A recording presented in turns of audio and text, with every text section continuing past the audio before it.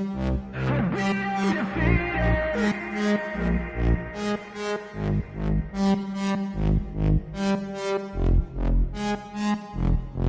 hands stable, I feel able to turn the tables, I could do this. Just keep moving, keep your hands up, stupid. I feel lucid, a new viewing. I can see the end, I can see my future, I can view it.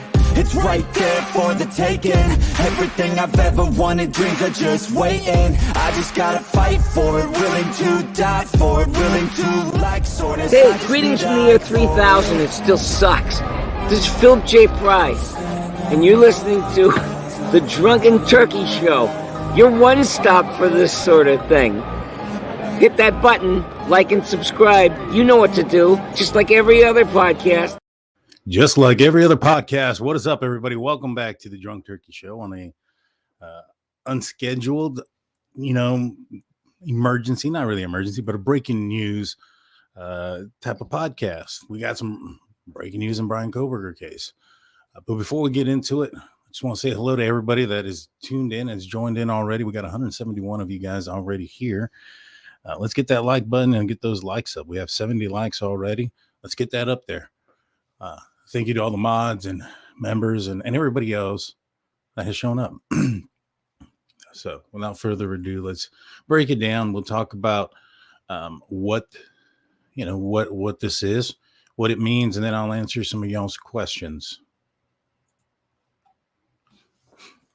So Bryan Kohberger's attorney's appeal of grand jury indictment denied by the Idaho Supreme Court. So remember how the defense in Bryan Kohberger's case had asked the lawyer, judge if he would, rethink his decision of the grand jury indictment and its legality, so to speak. And he denied that. They asked if they could have permission to go and appeal to the Idaho Supreme Court, and he denied that. Bryan Kohberger's defense team went ahead and applied for appeal, and Supreme Court didn't take long. So it says a pretrial appeal filed by the Idaho Supreme Court by Bryan Kohberger's public defenders was denied Tuesday, though reasoning behind the denial was not provided. Kohberger's attorneys claimed prosecutors indicted their client improperly on 4 counts of first-degree murder and a single count of burglary to the grand jury. While the grand jury was working toward an indictment, prosecutors said they must reach an indictment if the case reaches the must reach an indictment if the case reaches the higher legal standard of guilt beyond a reasonable doubt instead of the standard of probable cause. The one-page ruling by the Idaho Supreme Court did not provide any reasoning of their denial to Kohberger's attorney's filed appeal. It was the matter was closed. The suspect was attempting to delay proceedings by appealing one of the judge's individual decisions to a higher court, which was denied. Specifically, Kohberger wanted the Supreme Court to overturn the judge's decision not to toss the indictment. That was something that I thought, and even in this article here, was an attempt to delay the proceedings. And it appears that, it appears that, the state also saw it seem in the same manner. Give me 1 second, y'all.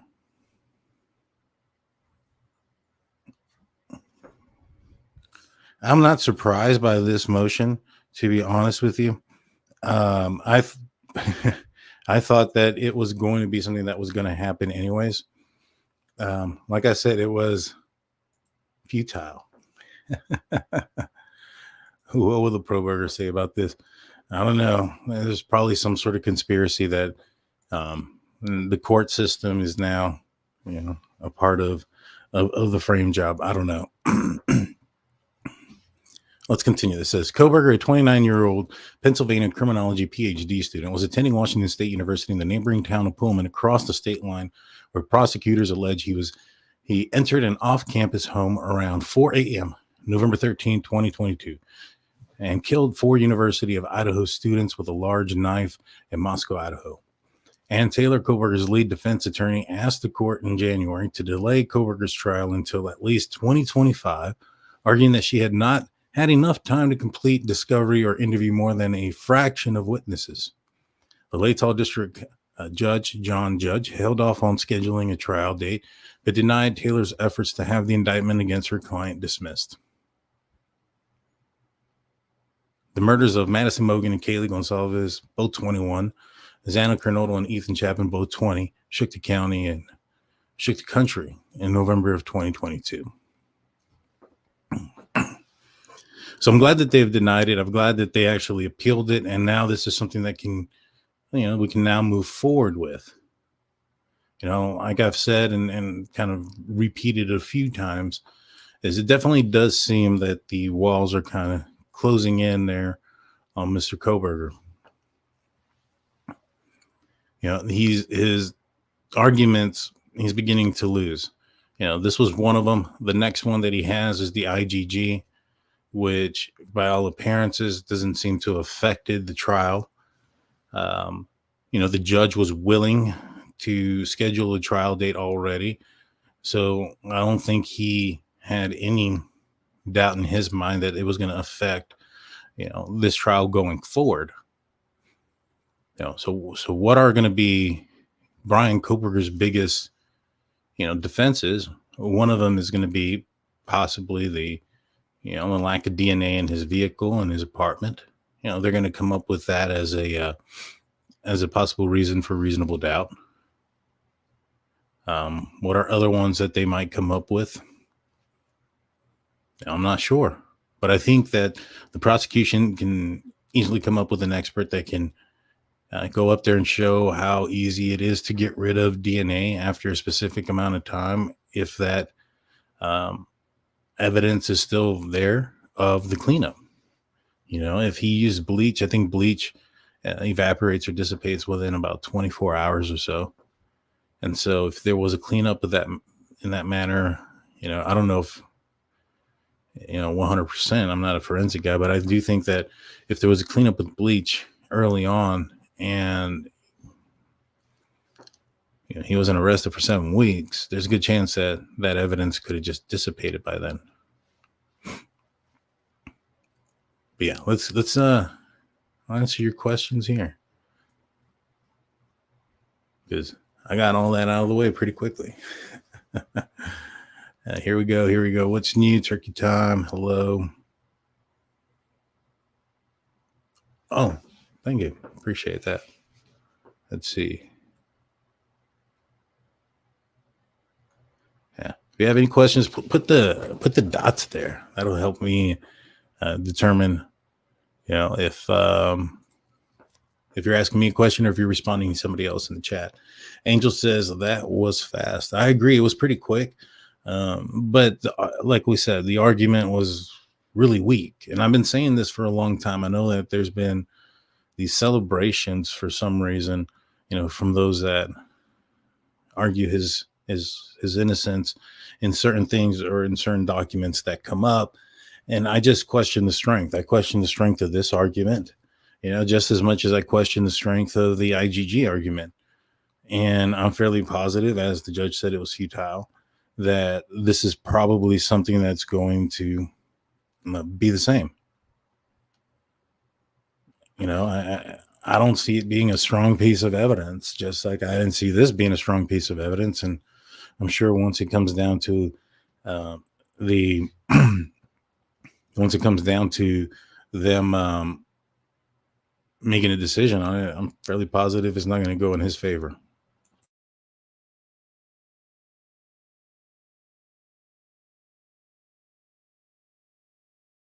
Sorry about that. So I don't know. Like I said, the only argument that I think they have is no connection. That's the other one. They're going to claim that there was no connection between Bryan Kohberger and the victims. I think they're also going to have the argument that he was driving around, similar patterns, nights before. I wonder if during those times that he was driving around, if he had his phone off, if this was the only time that during his drives he had his phone off or his phone lost connection to the network. I don't know. The state, the prosecution, the defense, they all know why his phone was off that night, because they have a forensic download of his phone that's going to indicate what happened to it, whether it lost connection or he purposefully turned it off. The suspense has been lifted. I like that one. Give me a sec, guys.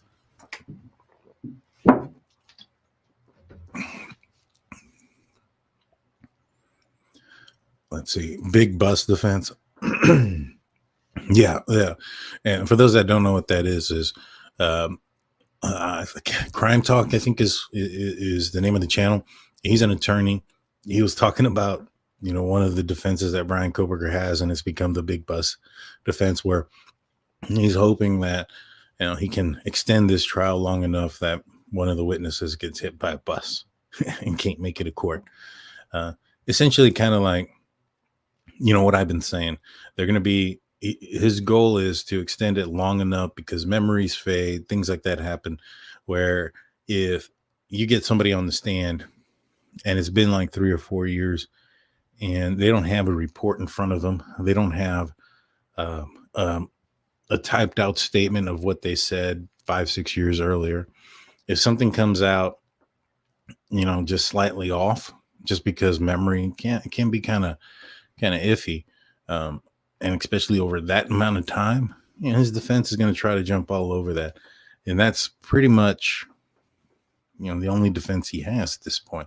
This is why they don't have a problem pushing this out for so long, because what's the alternative? If they go to court now, the evidence is strong.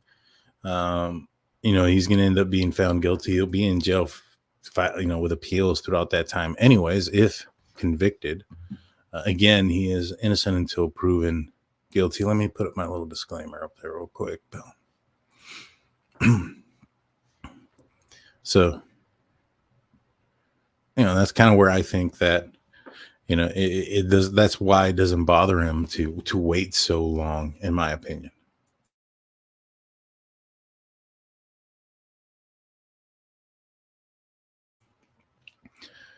I've done like a few different shows today, so I apologize for me drinking so much water.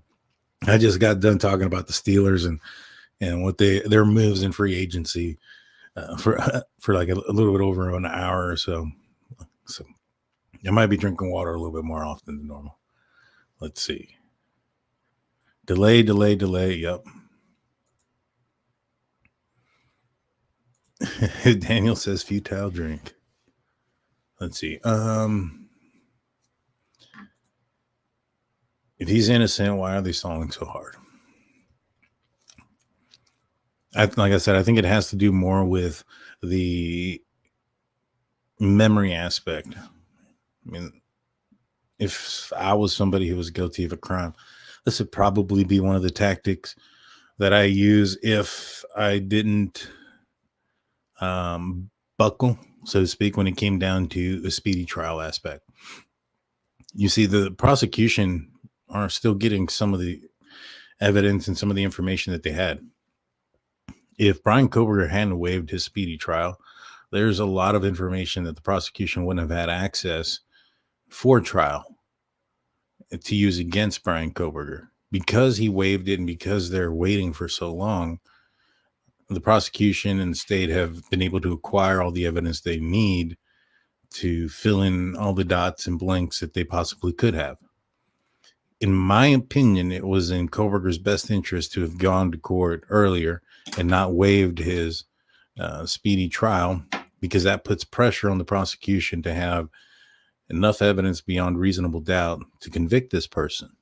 Because at the end of the day, Bryan Kohberger does not have to prove he's innocent. It's the state that has to prove that he is guilty. And I think that in this situation, Bryan screwed up. Now, your next move, if guilty, I'm not saying that he thinks he is, or this is what he is doing. I'm saying this is what I would do. If I was in his situation, I would have gone early, because that's how, prosecution gets more time. They're going to build up a case against him. And if it was a situation where, let me put it this way, if I was an attorney for somebody that I thought was guilty, my recommendation would have been to, and I'm not an attorney, I'm not practicing one, yada, yada, yada. I'm just speaking out loud. I would have thought that the recommendation would have been, let's go at it. They have to prove, where you were and where you weren't. Do they have, cameras from all over the place? Have they got the cameras from every city that leads out of Moscow? Probably not. So maybe there's a chance that you can say that you went out in a direction that they didn't look. Well, now they have cameras from all over the place. And so once they've passed that area of where the, once you waive your right for a speedy trial, then I think the tactic is next to prolong it as long as possible. That way you hope to get off on witness testimony based off of memory, and it could be kind of iffy at that point. All right, so let's see. Yeah, defense playing games and delays because they want motions of this case to death. See it already happening since the beginning. Let's see.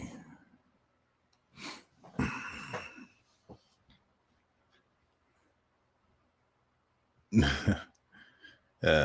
you know how to keep a bunch of turkeys in suspense? Daniel will tell us tomorrow. Maybe. Let's see. He's not rescheduling his golf tournament again. Okay. He cried for a speedy trial, and now they should plan for. Well, that's what they're doing too. That's one of the things that they're saying is they're planning for the death penalty argument. If he is found to be convicted, they have to go straight into that phase. And that's one of the reasons why they're wanting a little bit more time, and they're saying that they're not going to be ready by a specific date.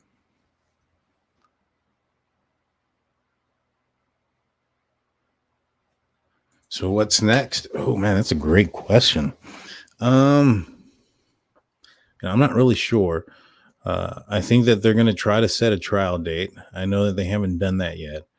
I know that there's going to be an argument for change of venue. Well, that's still needing to happen.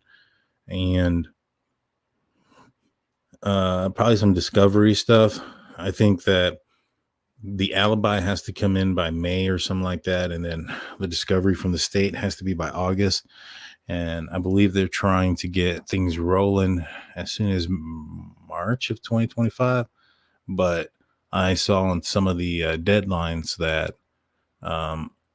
Ann Taylor had put on in that last document drop that they had some deadlines surpassing March of 2025. So it's probably looking past that at this point. But apparently in the Richard Allen case, that one's going to be going to trial here pretty soon. I'm interested to see how that works out. It's going to be May 31st. There's a couple of other things that are going on. I'm actually going to be talking about the Richard Allen case and all the court stuff that's going on there tomorrow night. So make sure you like, subscribe, and ring that notification button. Yes, put some dots there. That'll help me when I just kind of scroll through. What is the Supreme Court decifying or denying? What they're denying is the fact that Kohberger's argument was that the grand jury indictment needs to be at the level of beyond reasonable doubt, which is what you need to, convict somebody. That's your full trial. You find them guilty beyond reasonable doubt. The standard of grand jury has been for the last, 100 years or so, probable cause. And as long as you have probable cause, which is more than likely that this person committed a crime, and then you can take this person to court based on the evidence that you have, it's not very much. In fact, there's a saying, you can indict a ham sandwich. And it's, for the most part, it's true. And it's just part of the process. And, now he'll have his argument. Now, I know that the biggest argument from those that, defend him are that if he's so guilty, why not just give him his, the trial that he wants, the preliminary trial. And, to be honest with you, I don't know the answer to that. I know that they don't have to. Maybe it's a speed thing. Maybe perhaps, the prosecution thinks that if they do a preliminary trial, it opens them up for more appeals or things like that that could prolong, this court.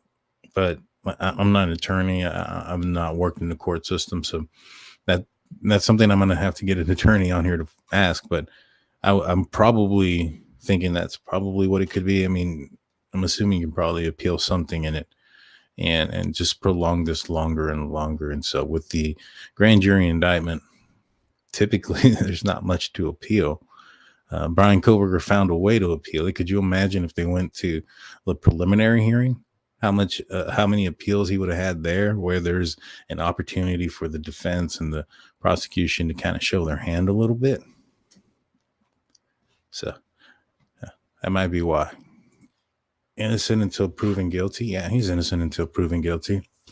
And what that means, that doesn't necessarily mean that you should look at him and say, oh, no, he didn't do it because he's innocent until proven guilty.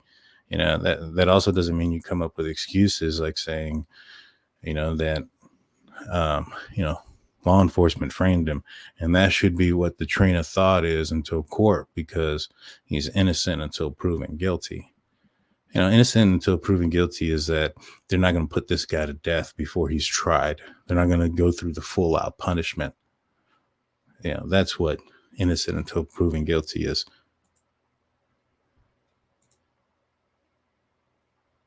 Become a member, guys. I know I didn't do the members only show this past Sunday. I had some issues with my car.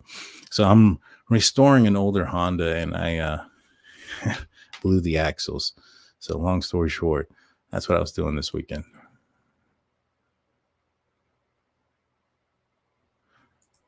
We have a trial to defend your side and see who's right. Why seal the motion and reasoning? I don't know. I think that was the defense's request.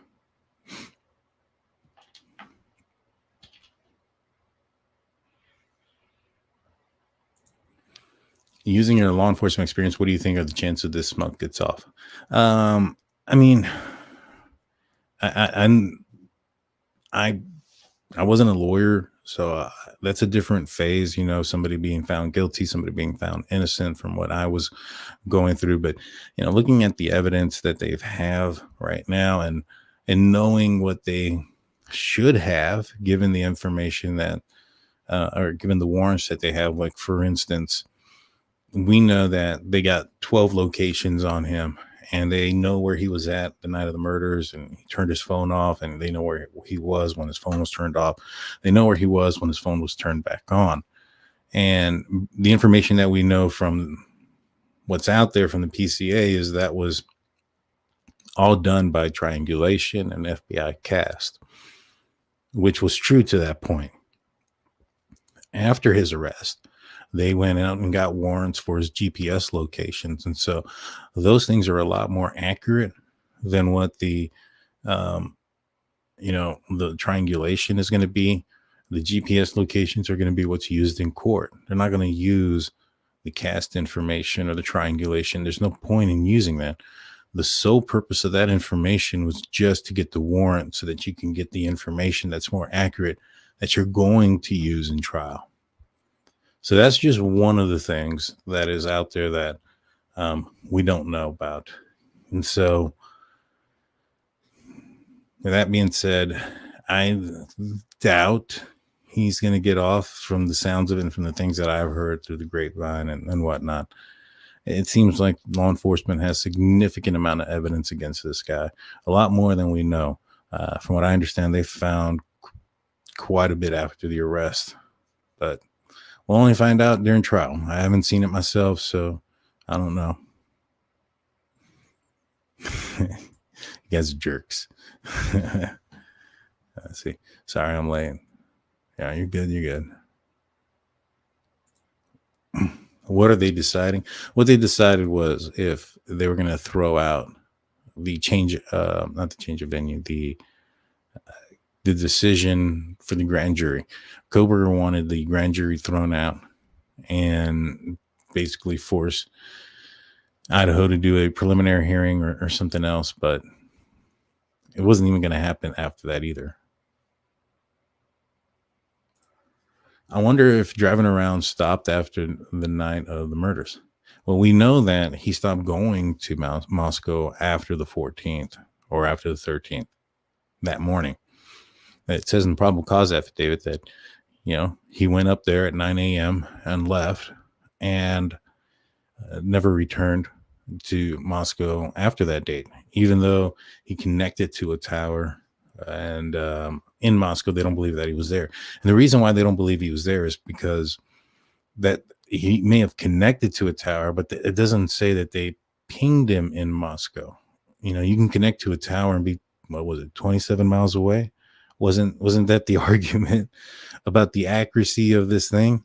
So they may know how far away he was based on how long, it took for a signal to go from the tower to his cell phone back to the tower. So they may know that, all right, he connected to this tower, but it took that signal. He would have been like 7 miles away, which is outside of Moscow, for instance. So I think that's kind of what that meant, so to speak. But yeah, we know he didn't go back to Moscow after that. The big thing also is when he was driving around, because I do think that there's going to be a history of him driving around. I mean, you don't drive around for a couple of hours in, Idaho when you're not familiar with that area unless you become familiar with the area, especially at night, in the dark, where don't sound like there's a lot of light pollution out there. Nighttime could be very dark out there.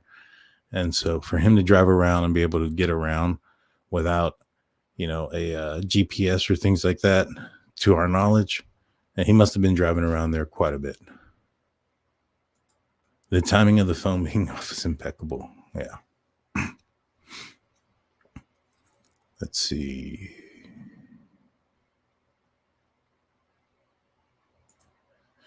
Nolan goes, what method of transportation would have been wise in your opinion? I don't think rental is smart at all. I think she was being, sarcastic there. Nolo, I'm sorry. He, a lot of the members and mods know that is one of the questions that bugs me the most, is when people say he wouldn't have taken his own car. And me explaining it, I guess, kind of gets people a good laugh. Let's see. And I wonder if this thing keeps jumping around on me. I already answered some of these. What evidence is strong, dude? Well, I mean, they have his DNA at the house underneath the body of the victim. That's pretty strong. You have his vehicle on camera outside of the house. You have his phone turned off during the specific time that the murders are happening. You also have, his alibi or the lack thereof. Now, the other stuff that I've heard that's out there or aware of, because I have talked to a few people that are aware of some things, is that there could be, people who have talked about certain things. And, there's been a lot of people that have come forward, from what I understand, to talk about what kind of experiences they had with Bryan Kohberger. And I can say that they weren't very pleasant, from what I understand. But, I don't know if any of it's true. So that's why I'm not going to say yes or no that this is what it is. I do trust where the information is coming from. Some of it is coming from very close to the case. Some of it's coming from a second party or so. But at the end of the day, I haven't been wrong about anything that I've found out, including court dates. I mean, you can go back. I think I talked about the fact when Kohberger and his team brought up that they were going to ask the judge to reconsider the grand jury decision. That court document came out about a week after I said that was going to come out. I also said that there was going to be a hearing on January 26th around that time. And I think that information didn't come out for another 2 weeks. So my sources have been correct thus far. So we'll see what happens. Which do you think we'll see first, the trial of or season 5 of Stranger Things? I don't know what season the Stranger Things on. And not that specifically related. Do you think they lift the gag order? No, I don't think they will. I don't think there's a purpose to. I understand the want for the need to know information, but how does that benefit the victims, the case, or Bryan Kohberger putting information out there? I know that you, I, and everybody wants some information about what's going on, but his life, Bryan Kohberger, that is also, on the line in this situation, and the state doesn't want to give, they want to give him a fair trial, and they don't want to tamper with or taint the jury, so to speak, put more stuff out there. Right now, people are questioning whether it's him or not. So can you say that he's not going to get a fair trial? Can you say that, the consensus right now is that he's guilty? I don't think so. There's a lot of people out there that says he's not. So, it's working by having a gag order. I mean, if you didn't have it, then maybe perhaps there'd be more people thinking he's guilty, and that wouldn't be good for him, regardless of anything. Let's see.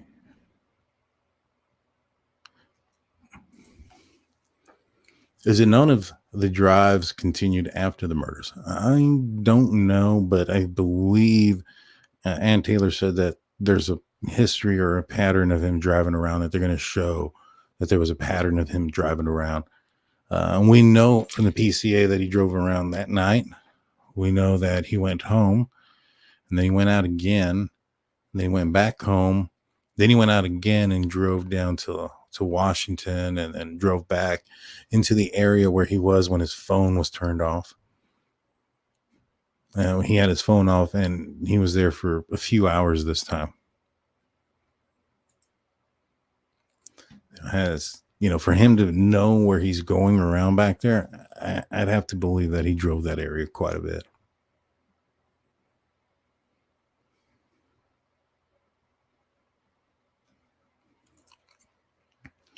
The grand jury indicted him pretty quickly. Yeah. I mean, most of the time that's how it works. It's rarely that it's not done that fast. If BK had stuck with the original speedy trial, maybe he'd have stood a better chance. I think so. I truly do. So Inspecting Gadget says they could really surprise him with some of the fully developed evidence. Good points. Thank you. I appreciate that. What was the outcome of the Supreme Court? They denied Bryan Kohberger's claim for the grand jury to be thrown out. So it's a big loss for him. What's up, Gail? Welcome back to becoming a member. We appreciate you. So Happy Hound says, if the prosecution has proof, why haven't they shown us? And at the end all the speculation. Well, they plan on showing us. That's at trial. We have to wait for that. That's not something that we can just say, hey, show us now. I know in some cases or whatnot that maybe it works faster, or in some states they give up more information, but in this scenario they don't. I mean, nothing wrong with that. That doesn't mean he's innocent or guilty. That just means that the prosecution wants to ensure that he doesn't have that he's going to have something to appeal later on, And if they showed everything that they have, then Bryan Kohberger really wouldn't get a fair trial now, would he? So, like I said earlier, there's the want to know is not going to trump his right of a fair trial. Why did they keep redacting so much in every document? I thought it was the prosecution's to prove guilt. It is in trial, in court. We're not there yet, but we'll get there. I promise.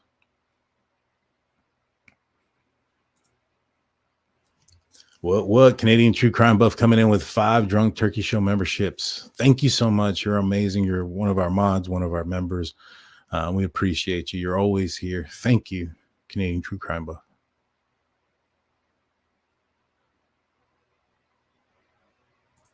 So, Need Some Z says, how's the defense playing games when they're asking for discovery and time to review it? Well, it's because they're asking for discovery on things so that they can come up with an alibi. They're refusing to give the alibi until they get the discovery, which, that should make you question some things. Why does he need to know what the prosecution knows to give his alibi? Unless his alibi has to fit what the prosecution knows. So there's reasons why they haven't given them some of the information. He hasn't given his alibi. That was supposed to be given before the discovery from the state. In fact, that's what one of the arguments of the state and had said, that they said that there's a reason why there's a deadline, because of how easy it is to fabricate an alibi once you know the evidence against you. And one example that I use is Alex Murdaugh. He was running around saying he wasn't by the dog kennel until he found out the evidence against him. And, he had a story that fit the evidence when he went up on trial. And then it's because he knew what the evidence was at that point, not because he was telling the truth. He was convicted, and I'm fairly positive. I don't know the case at all. I just know he was convicted. I knew that, he made that story fit, and I knew that he had said something completely different beforehand. All the rest of the stuff I really didn't follow, but he was convicted by a jury of his peers, and it is what it is. So I wouldn't put too much into that aspect. I think you should be asking also, why does Bryan Kohberger need evidence of any kind to give his alibi? I think that's the question we should be asking.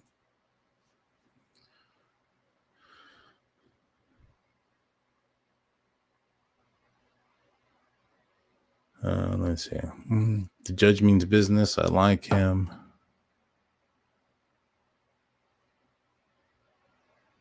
2025 and 2026 as far as the trial. That's possible. I wouldn't be surprised. Saw that about, yeah, that's crazy. But I think it's the right thing to do. He's ready to go to trial. The court and prosecution, the state, they were supposed to go to trial back in January. The only reason they extended it is because he had new attorneys, and they had to basically start all over investigating the case, things of that nature. He's got his old attorneys back. They're ready to go. Let's go.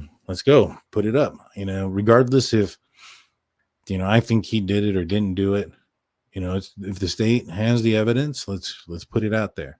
That's where I'm at. Whether it's the defense or the prosecution, whoever's stalling, I'm just like, hey, you. If it's the prosecution, like, hey, you made the arrest. You said you had the evidence. Let's go. It's time to go. If you didn't have the evidence for trial and you weren't ready to rock and roll, then you shouldn't have arrested him, right? And the same thing when it comes to the defense team. He was ready to go, and he wants to be exonerated. Stop stalling this. Let's go. So that's just kind of how I see things. So the Idaho Supreme Court, look at this case. Nope. They turned it down real quick. Let's see. The YouTube streets may be wild tomorrow after this info. And I'm interested in hearing the angle that some of the people are going to come up with when it comes to this. How this is some sort of win or proof of some sort of corruption against Bryan Kohberger. I'm curious how they're going to connect those dots.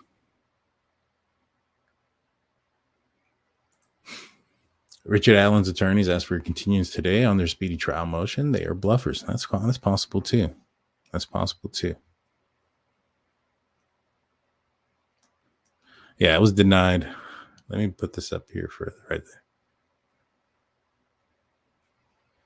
Ann Taylor complains that she has been given barely anything from prosecution, yet she keeps asking for more time to go through the massive amounts of paperwork given to the defense by the prosecution. That's true. That's very true. Let's see.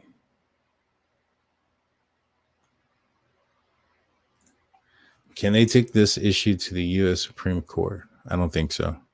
I think right here at the Idaho Supreme Court, they shot it down. I think had the Idaho Supreme Court looked at it and made a ruling, maybe perhaps they can appeal that ruling. But I think this is it. But I could be wrong. I'm not an attorney. I'll have to look into it, but I think that's how it works. No sentencing until proven guilty. Yeah, that's what innocent until proven guilty means.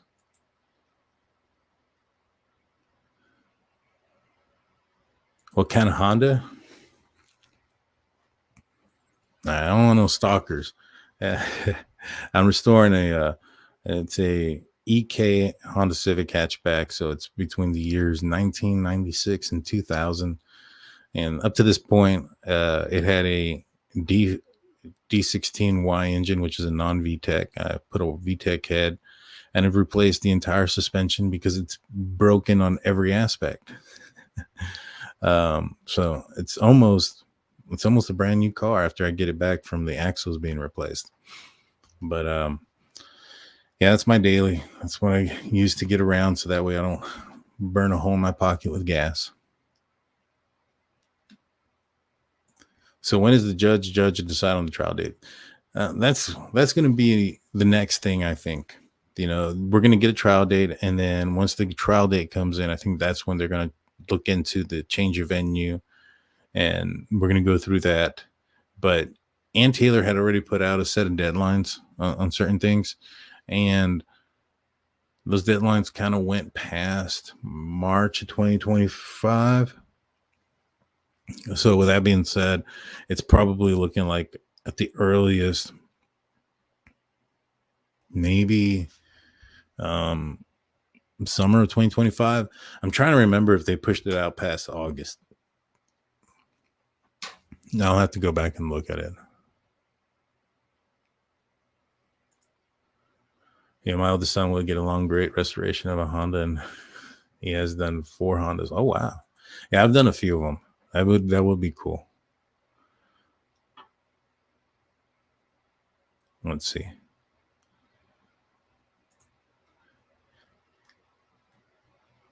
What's hogwash? I'm not sure.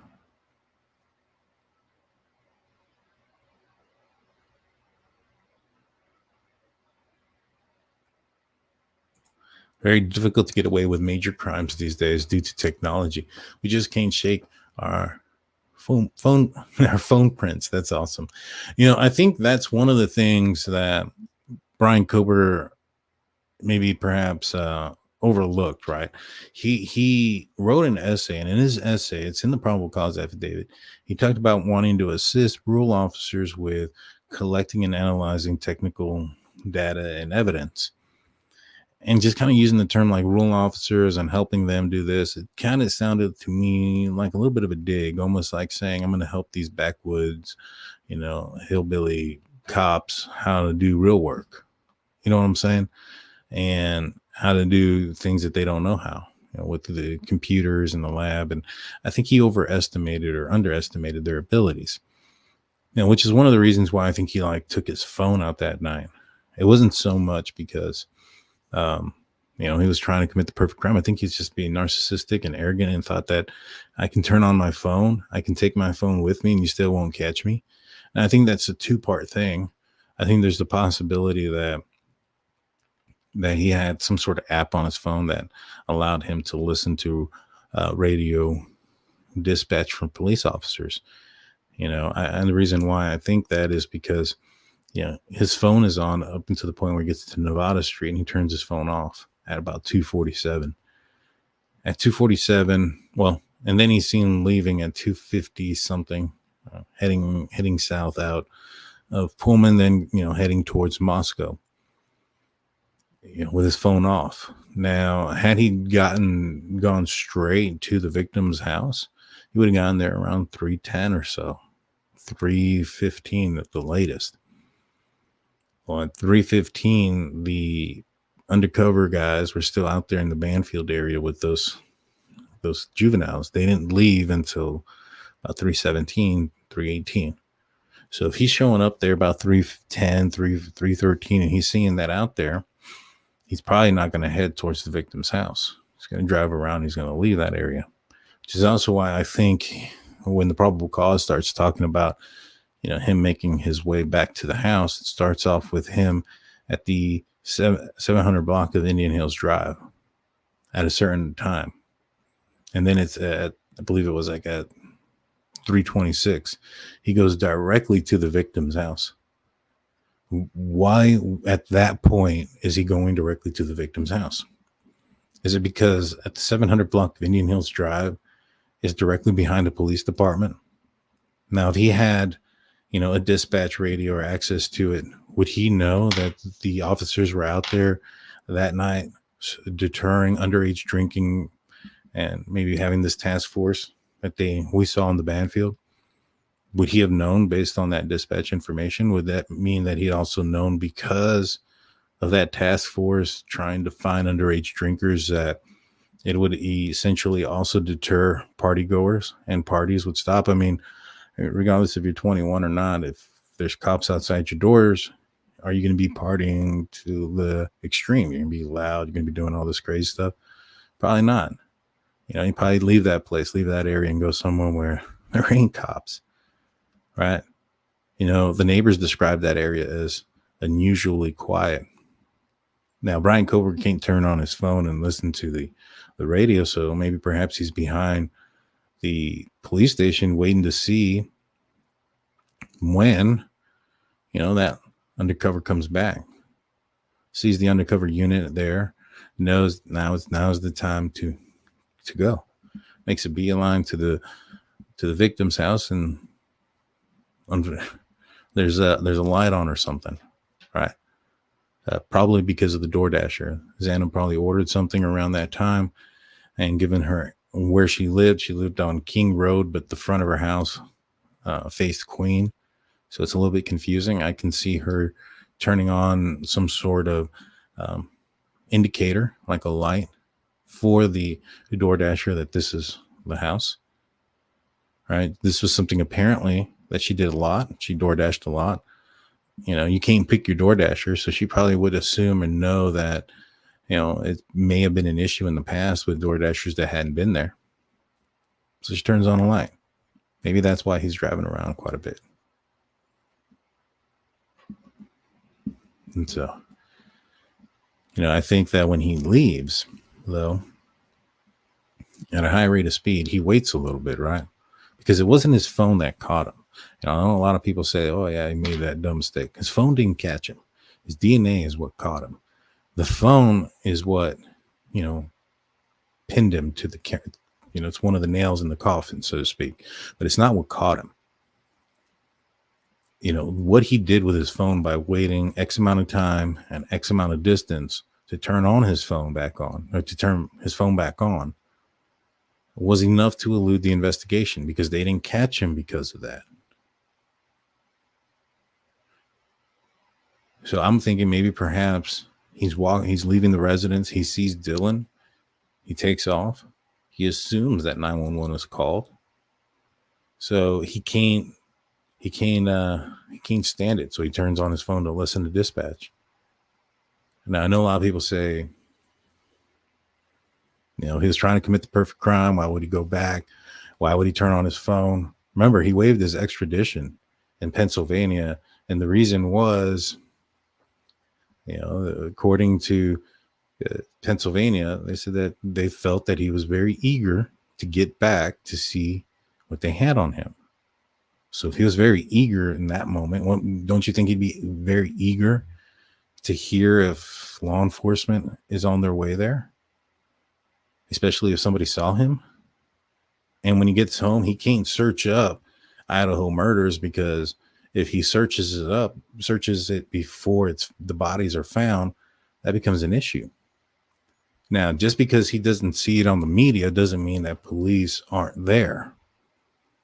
Right? Police could have discovered the scene at any time, while he was en route back to that house.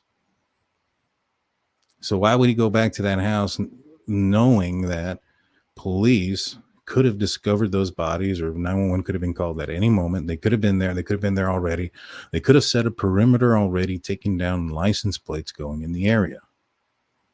And one of those perimeters that's not one that stops traffic. It could have just been as easy as a license plate reader parked out there on the side of the road, taking pictures of the license plates going back and forth. And if they have him going back to the scene, they got him. So why would he go back unless he knew they hadn't discovered it? And how would he know that? It goes back to that dispatch app that I talked about earlier. He would know they hadn't discovered it if he had access to that. And he would be okay with going back if he had access to that information. Which would make sense as to why it was that night. He knew it was going to be quiet. He knew there wasn't going to be a lot of activity because the police were just out there. It makes sense as to why he would go back and take the risk of going back. So just something to think about. And I personally think that if that ends up being the case, we're going to find out about that, because that's going to be recorded on his phone. So that's 100% speculation on my part. I don't know the evidence. I can't provide it. So just food for thought.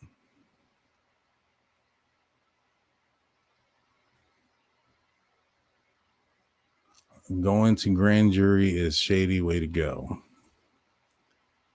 The defense is not there. But, it's not really the shady way to go. It's the way 90% to 95, 99% of all trials go.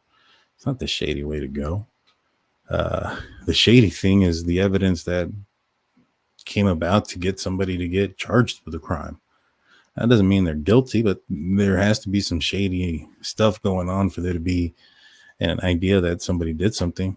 Like, even if a guy was innocent, like, for instance, let's just say they would have tried Ron Logan for the crime that he committed, or for the crime that he was accused of committing by the public, never by law enforcement, and that's the murders of Libby and Abby. FBI was hard on him, but, at the end of the day, they never charged him. They never had the evidence, even though they thought it was him, and he had some shady stuff going on, which is one of the reasons they thought it was him. If he wasn't doing the shady stuff, he wasn't asking for an alibi before the bodies were discovered, then he wouldn't have been as a suspect as hard as he was. Had he not been drinking when he wasn't supposed to, doing some more shady stuff that, he wasn't allowed to do, then, he wouldn't have gotten himself into that whole situation and thrown into it. So even though he may have come out innocent, it was the shady stuff that he was doing that got the attention. So I hope that makes sense. And Taylor wants to know what the evidence was presented to prove his guilt. They couldn't wait for a preliminary hearing. Now, I think it's more to do with the possibility of appeals in a preliminary hearing. They've already gone through what he could have done as far as the grand jury and his appeals. They're done now. Preliminary hearing, there probably could have been a ton of crap they could have done. And I think that's one of the reasons why they don't do it.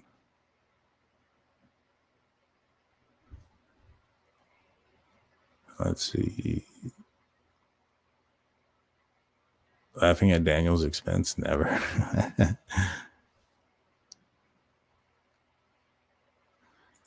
I want something that's not circumstantial evidence. I want to see something real evidence in this. This was horrific crime. They need to get the right person. Right. Well, what is considered real evidence? Unfortunately, there wasn't cameras in any of the victims' bedrooms. There's DNA there. It's under the body of a victim, but I'm assuming you don't think it's strong enough. The circumstantial evidence that's out there is you have a guy who matches the vague description of a person that was in the house that committed this crime, which was, somebody of his height and build, bushy eyebrows. That's not enough, and obviously that's circumstantial, but Kohberger matches that description. There's a white Elantra driving around without a front license plate. Kohberger happens to drive a white Elantra at the time without a front license plate. Kohberger's phone happens to be off during the time of the murders. And Kohberger's DNA happens to be underneath the body of a victim. I'm pretty sure to me, that's pretty strong. I was talking to a couple of people today about the case who had no idea of the case. And I explained to them the evidence that was in the probable cause affidavit. And they were like, where's the question that this guy did it? They didn't understand how he was innocent. And I kind of explained some of the stuff that some people were saying, and they still didn't see it. But again, they're my friends, so it's anecdotal.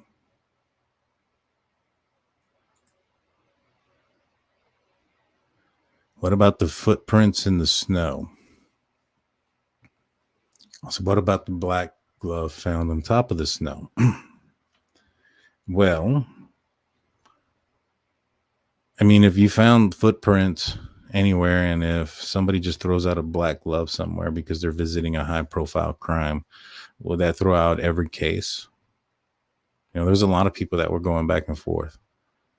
I'm not sure what footprints in the snow you're referring to, and where or when those pictures were. If there are pictures of footprints in the snow, I don't know. Send me an email with the footprints in the snow, and I'll take a look at it. As far as the black glove found on top of the snow, well, that kind of tells you right there that, because I believe it snowed 2 or 3 days after the murders, right? And that glove was found about a week after the murders. So if it was on top of the snow and not buried in the snow, that means that glove was left there after the murders. Because if it was left there before the murders or during the murders, it would have been left there before the snow, thus been buried by the snow. Thank you for that information. We just cleared that up. That's probably why they don't need to have the DNA found in it. Because why waste the resource behind something like that?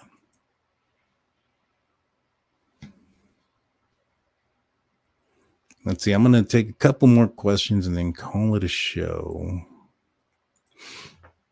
Tom Mann comes in with a $5 super chat. I want to see more info that says he's innocent, but there is nothing.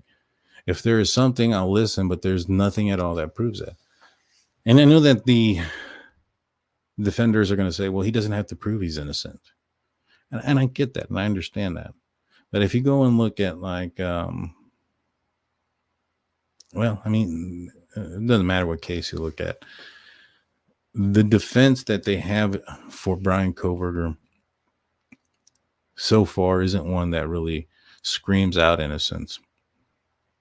Especially the fact that they're waiting for, they want to know what the prosecution knows before they give an alibi. That is a huge red flag. Huge red flag. I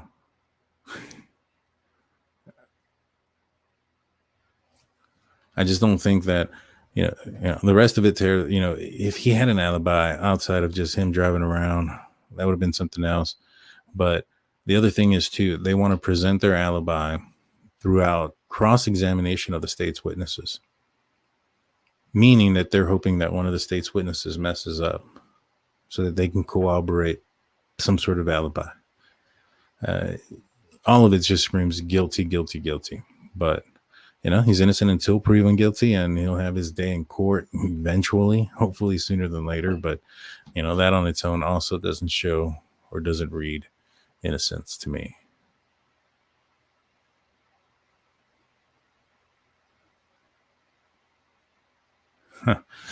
Somebody commented on other channels a couple of nights ago, and someone was calling me a troll, and they said for me to go back.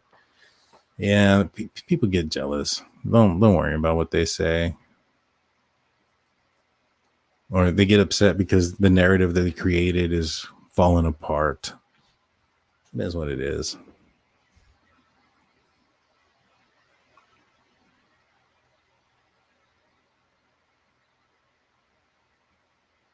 Yeah, Angel gets in trouble. She even gets claimed. People suspect that she's me. That's what I've been told. That people thought that this was my burner account.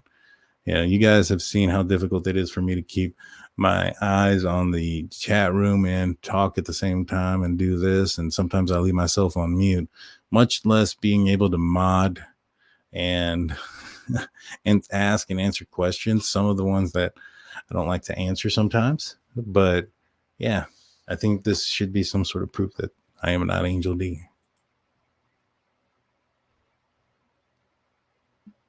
Let's see.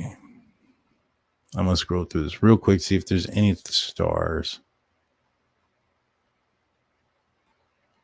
I didn't see any. None.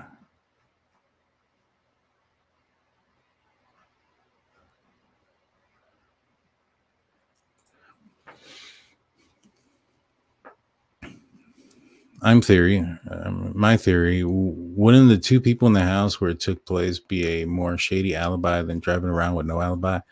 They were at the crime scene. My point is, I can't have it both ways. So, because somebody's there, they're more shady. I mean, wouldn't that mean every victim that has survived is more shady than their perpetrator, as long as their perpetrator claims that they weren't there? I mean, where does the sense made there? Where do the dots connect in that situation? I understand the 8 hours. Yeah, that's suspicious. I get it. But we haven't even heard the 911 tape to understand, the way she was talking, the way she was acting. We haven't seen their interviews. We know 3 lines of what Dylan said and nothing of what Bethany said. And yet people are ready to castrate them two because they didn't call 911 right away. Now, we've had multiple people who have been victims of home invasions, some that have gotten tied up, and we've put it on the channel before. I recommend going back and watching them, where people have ran. One person in particular, somebody invaded her home. She ran into a closet with her phone in her hand and didn't call 911. Just didn't think about it. Was in so much terror. Another person said that they hid under their bed for hours with their phone. And the person that they contacted wasn't 911, it was a friend. So a lot of people go into these things with a notion of what they think they would have done. But I tell you what, I've seen time and time after again, when people have been in a situation where they think they would have done this or that, and they panic and not do anything, or do the thing that probably puts them in the worst position had they, not done anything. So, Daniel Twizzlesticks lives in Pullman, Washington. Oh, wow. Nice. I don't know if you're interested in ever coming on the show. I'd like to get your opinions and thoughts on, on Pullman, and what are your thoughts from being there? What have y'all heard? Stuff like that. Maybe not go down the rumor mill with the case, but just like, where have you seen police at? Has police been in any area or things like that? Email me, drunkturkeyshow@gmail.com. Richard Allen trial is unreal, Odin. See, this is a perfect, and I'll end it on this. This is a perfect example.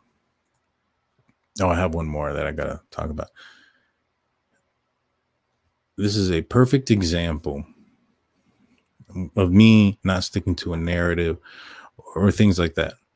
I thought Richard Allen was guilty of sin. It was him, nobody else. He was on there. He was on the bridge. He put himself there. He's wearing the clothes. The timeline's so tight. Nobody else was there. Defense comes out with some the story about Odin and this cult and white nationalists and stuff like that. And then all of a sudden you start seeing some dots that are connectable. Like, for instance, the leaders, my name's Brad Holder, the leader of the Odinist group, his son just so happens to be dating one of the victims. Now, from what I understand is, because I saw it on one channel, Judy Melvin, I might be mistaken on the name, but she had interviewed somebody that was a friend of the victims, and they had invited him to the bridge that day or the day before for the bridge that day, and that they may have been trying to invite more people. If he got invited, don't you think the boyfriend would get invited? He claims to not know anything about it, from my understanding. Dad initially said he didn't know that his son was dating Abby, and that he never met her. And then now later on has changed the story and says that he met her once. So in that case, that made me put a pretty big halt in what I was thinking and a lot more open as to what's going on there.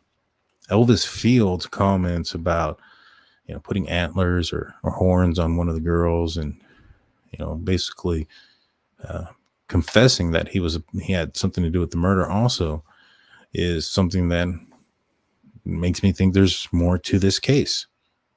So I don't stick to a narrative.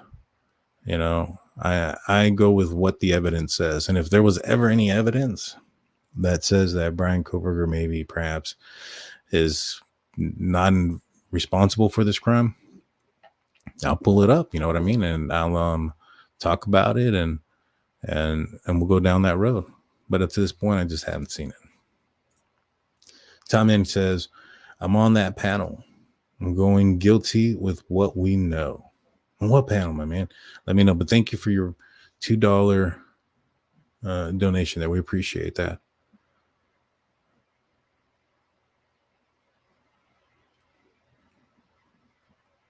Hold on. Let's one last pass. I'm just looking for the stars. If there's no stars, I can't read it. Or color. If somebody puts in a super chat, it comes out in color like this blue, and it lets me see what they are.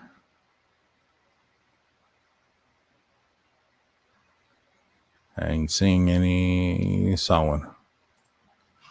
Wicked comes in saying they just want all the discoveries so that they can manufacture an alibi. 100%. That's what I'm saying. I think that if Bryan Kohberger came out with an actual alibi saying, hey, I was out driving and I went in this direction. This was something that I normally did. I went driving around every so often. My plan was, go driving around every third Saturday or second Saturday or whatever the case may be, every Saturday.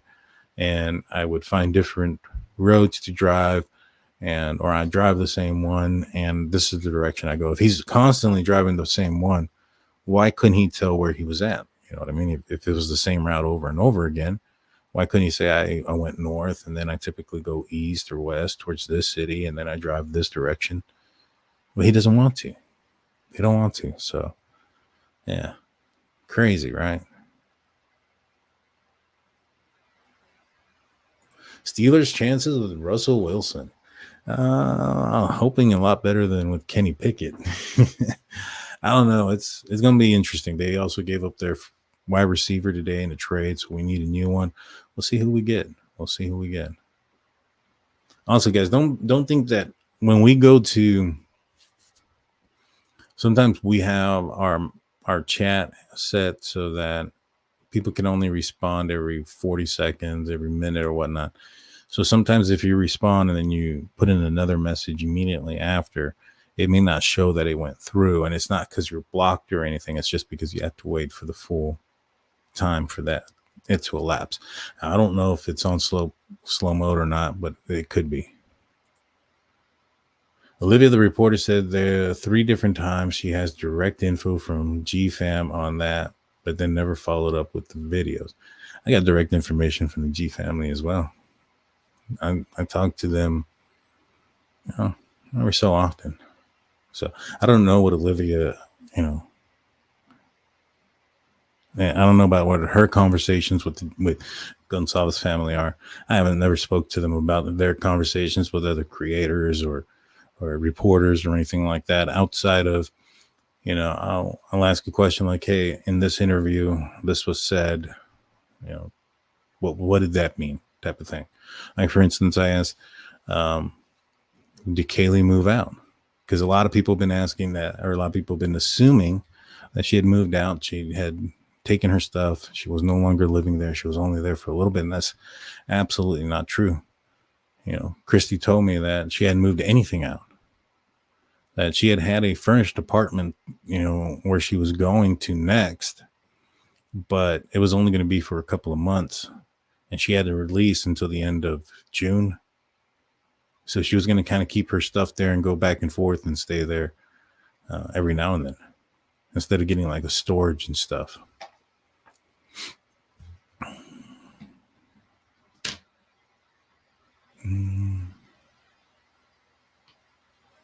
Let's see. Why is no one answering that Joel said Daniel told her Dylan and Bethany were texting each other other night in times of the crime? She said that on Dean. I have never said that. That is 100% a flat out lie. I've never said. I don't know if Dylan and Bethany were texting. Now, I know that there was a report that Dylan and Bethany were texting each other. I read that report. I have no idea if it's true or not. I think it said something to the effect that something about, I think they're dead or something like that. I don't remember who even reported it. Well, that wasn't me. And two, the only thing I've ever said about Dylan or Bethany texting or communicating was, and this is the other thing, sometimes people listen to something a little bit faster than they should, in efforts to get something out fast and not something out right, and get things highly wrong. The only thing I've ever said was that Christy told me that they were told and or heard, so I'm not sure who told them or where they heard it from, that one or both Dylan or Bethany had tried to contact or call out the victims, whether it was over the phone or verbally. And I asked her if she had the phone records to, if there's any incoming calls from them. And she said there wasn't any incoming calls. So I was like, all right, well, maybe it was a text or maybe it was verbal, but I don't know. So to answer that question, which I've answered it before, I have never said that. That never came from me. And I would recommend, I don't know, that's it. Just that.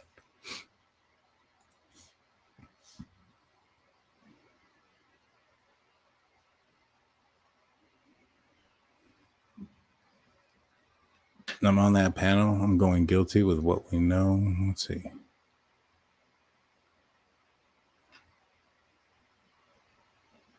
And so, hey, Shazabanda comes in with a gifted Drunk Turkey Show membership.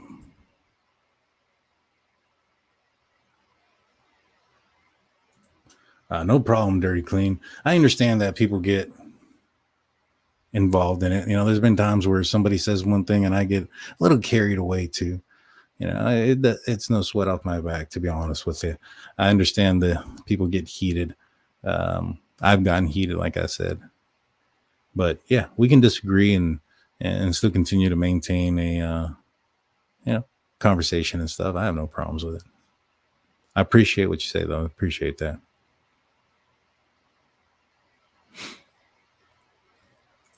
Gail comes in with a $5 super chat, says with a super sticker. Thank you so much, Gail. We appreciate you. Can I answer Jeremy's question? Which one was it? Was it the one about what Jules said?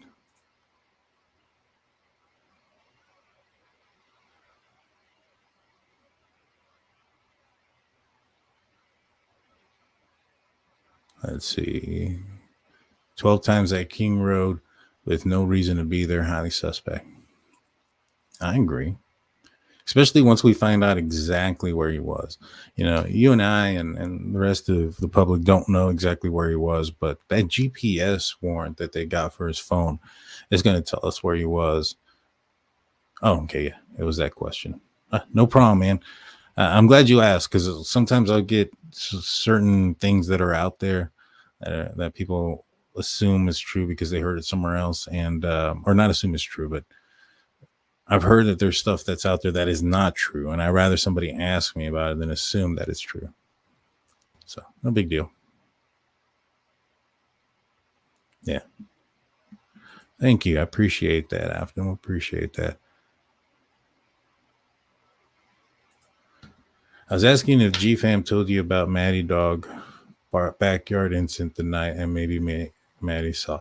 Yeah, so I asked Christy if Kaylee or Maddie took the dog out, if they saw anything like that, and they said they have no knowledge of ever taking the dog out, and that they never saw anything of that. I know that Olivia said something to the effect in a couple of interviews that, you know, she would have thought that Maddie would have taken the dog out, that they would have locked the doors and things like that. I asked Christy about them, and she's said it wasn't accurate. You know, at the end of the day, their family that's emotional, and especially during the time when those questions were asked, it was very close to when the murders had happened. You know, this is during a couple of weeks after the murder, so emotions running high. You know, things are said out of emotion sometimes can't be or aren't very accurate sometimes. I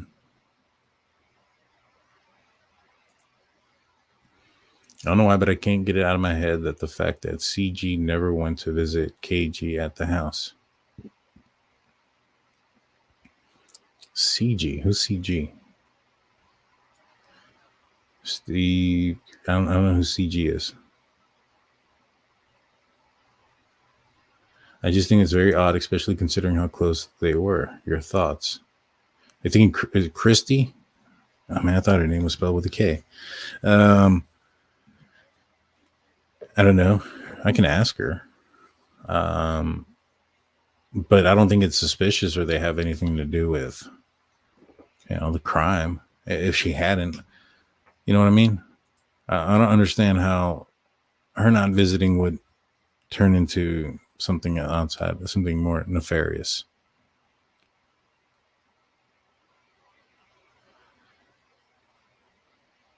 Oh, snap. It's already 10:41. All righty, guys. You guys have a great night. I'll be back on tomorrow night. We'll be talking about Delphi. Please hit that like and subscribe button and ring that notification bell if you haven't done so. That being said, I'm out of here. Peace.